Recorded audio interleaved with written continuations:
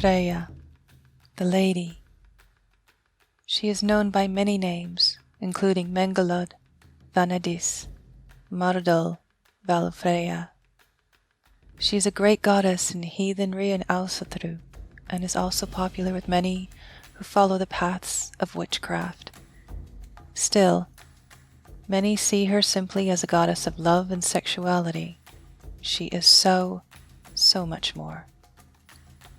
Freya is a goddess from the Vanir, a tribe of people who some believe to be the original fertility gods, and whom others believe are connected to or even fully part of the elven realm. Freya's brother, Freyr, is lord of the elves, and this would seem to give credence to this belief. Freya is certainly different from all the other goddesses, and her connection to the elves is only the beginning. For Freya is the original witch, the first vulva, a practitioner of Seder. Her skills and talents, as well as her beauty, caused such a desire for possession of it that a war between the Aesir and the Vanir began. The Aesir wanted Gulveig, the witch, which is thought to be Freya. When they couldn't have her, they burned her.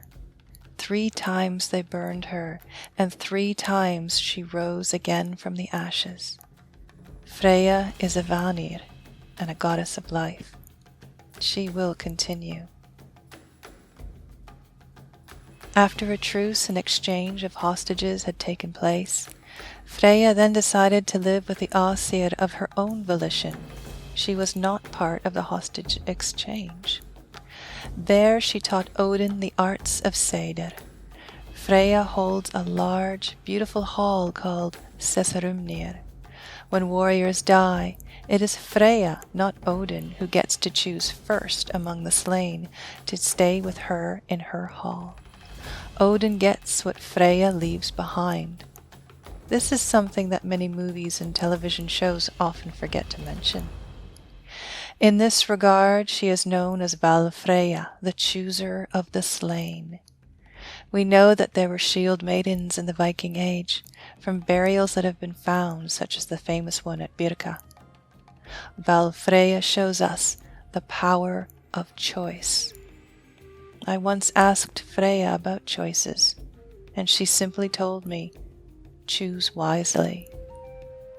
I understood that we will have to live with all the choices that we make in our lives that compromise the warp and weft of our tapestry. As Mengelod atop the hill of Lifjaberg, she is a goddess of healing. She is the bright golden light of healing and of wholeness. That wholeness is something that we must quest after each and every day, coming to understand our own selves, our light and our shadow. As Vanadis, she is the goddess of magic, of sensuality, sexuality, and fertility. She is life and the pleasure of life. Her inspiration is to live truly, fully, to come to know the joy of life, to find the pleasures from the senses, as well as from being true to yourself and sovereign in your soul.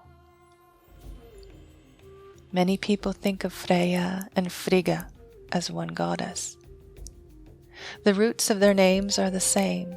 It is believed that the patriarchy couldn't quite come to terms with an independent sexual mother goddess, and so Freya was split into 2 goddesses, the one we know and the other being the wife of Odin. Both goddesses have falcon cloaks that they use to shapeshift. Freya is often told in the tales as seeking out her husband or lover, Od, for he is often away. Odin is often away from Frigga. There are so many similarities between the two that, for me, they are one and the same. Frigga is the great spinner. Freya also spins the magic of Seder, whose origins come from words pertaining to threads and spinning. Freya teaches us how to spin the threads of our own fate, beholden to none. Freya and Od may have been the original partners in love, later becoming Frigga and Odin to better suit a growing patriarchal stance, and the tales told by Christian monks centuries after the end of many of the old pagan ways in Northern Europe. Freya's golden light is a guiding force. I know that she is with me. I feel her standing with me, sometimes behind me, sometimes before me. Sometimes she is loving, sometimes she is stern, sometimes she is ethereal, but she is always there, ready to work with me. The lady, the divine feminine, that is who I was meant to serve. That is who I have always served and who I will continue to serve for as long as I am able in lifetimes to come. I shall keep her songs alive. I shall weave her threads with mine. I shall ride the world tree to meet her, to learn from her, and to sit with her, and to laugh and love with her. Deep within the core of my being she is there, the light that shines golden in my heart. I carry her with me wherever I go. Wherever I go, I can find a home, for she is right there. Freya is so much more than I thought she would be, more than what is described in the old texts and lore.